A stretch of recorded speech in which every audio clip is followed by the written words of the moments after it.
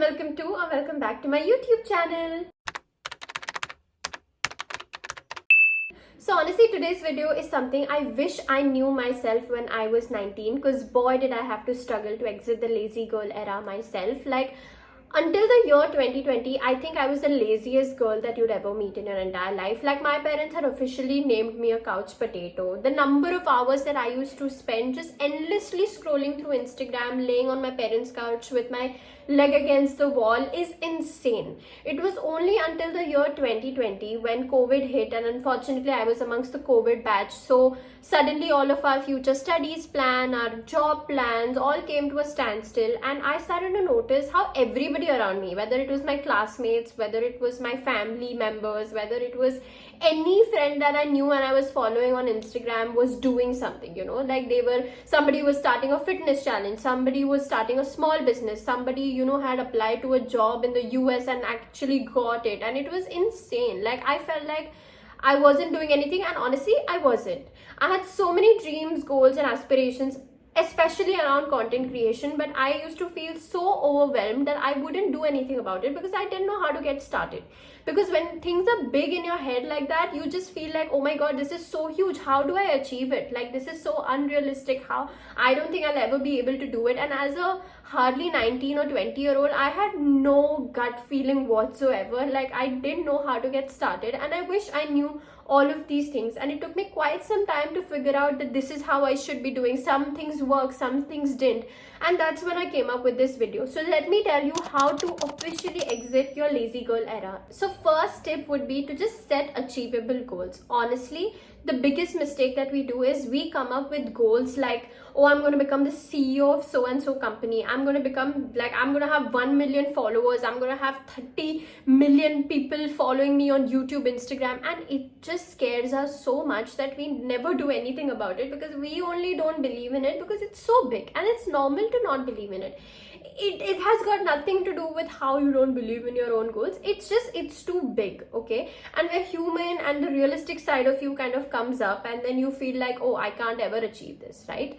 But all the big goals are only achievable when you break them down into smaller steps that lead you to your big win. For example, if your goal is to become a gym girl, you want to be an active member at the gym, you really want to take on your fitness journey more seriously, instead of setting a goal where you say that in 1 month I'm going to become the fittest girl there is alive on the earth, it's never going to happen.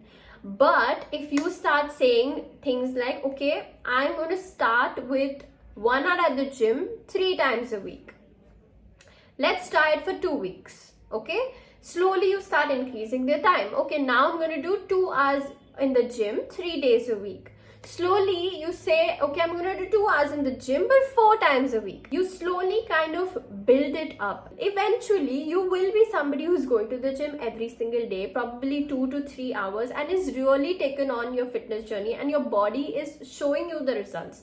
But it can't start with the big goal. It has to be broken down into smaller steps that you know for yourself are achievable. Make these steps customized. You know yourself best. I can't help you, nobody else can help you, okay? If you set a goal which you know you can achieve because you have the time, because it fits into your schedule properly, and which makes it achievable, you will do it. What's stopping you? The next point is kind of like a follow-up on my previous point, which is to establish a routine. Now, I am somebody who stresses a lot on morning routines, because I just feel like when you start your day right, it kind of puts your entire day in place. Whether it's journaling, whether it's a workout, whether it's eating breakfast, and just while you're also eating breakfast, just planning your day that these are the things that I want to do basis priority. It just puts your entire day in a structure. And when you have a structure in the morning itself, when you really started your day right, you want to keep up with that structure throughout your day. You will consciously make an effort to ensure that everything is organized, because your day started right and you want to kind of keep doing it. And establishing a morning routine just helps you keep track of what is it that you're doing. Some people say things like, oh, I'll just go with the flow, I do things as they come, but honestly it doesn't help you keep track of how much time you spend doing what. When you plan your day and when you really are mindful about having a routine, you realize, oh, my screen time was more today. Oh no, I've been spending too much time just working, so I need to do other activities like working out, eating healthy food, going out, stepping out and taking a walk, so that my mind is well organized. When you just go with the flow, you have no idea how much time you must have spent doing just one activity, which is not healthy for you in the long run. The next point is to keep your environment clean. Now, honestly, this is something I truly believe in, because a cluttered workspace, a cluttered house is equal to a cluttered mind. That's how it is. I have seen this for myself, where, you know, on days when there's a lot of like stuff lying around the bed, or when there's a lot of like stuff on my desk, and you know, I seem to not make the right decisions. I feel cluttered in the mind. The minute I clean up stuff, it just, I don't know, suddenly I feel so much more calm, so much more put together and sorted in my head. And so try this out in case you are somebody who's like, oh, I can't organize anything in my life. See what your environment looks like. If you feel like, yeah, that's true, like I never clean my room, or my bed is always a mess, or for whatever reason there's always stuff on my desk, try to just spend one day, just a few hours, like 2 to 3 hours max. I think that should be more than enough for you to just clean up one space, the space that you spend your most amount of time. Like for example, for me, it's my bedroom. I always work from my bedroom. I always eat in my bedroom. It's just how it is. I really like my room. I make sure I make a conscious effort to keep it clean. The next thing is called the power of list. Now, I know that this sounds very kiddish, this sounds very lame. Some of y'all might be thinking, oh, what is she talking about? But honestly, lists help out a lot more than you think they do. It's not even about making the list. The satisfying part is ticking things off the list. Like when you come up with the list and when you like complete one task, I'm telling you 100%, I can give you this in writing, that the minute you tick off something that you've done from the list, you will want to do more things that allow you to tick things off from that very list. So something that I do every morning, I make a list. I make a list on my like notes app, on my phone or my tab, and I write the most smallest to the biggest task, whether it's things like, oh, get atta for the house, to if it things like, oh, you have to shoot this or follow up with so and so client. I write all of it, right?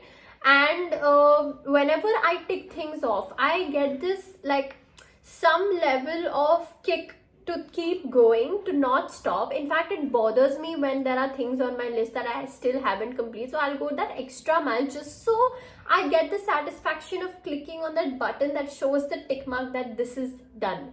So just try it out. I think lists are way powerful than we think. And the last point for today is called celebrate your progress. I can't stress this enough, you guys, that when you are doing something, you are your only competition and you are your best friend. So don't wait for anybody else to come and tell you that, hey, you're doing good.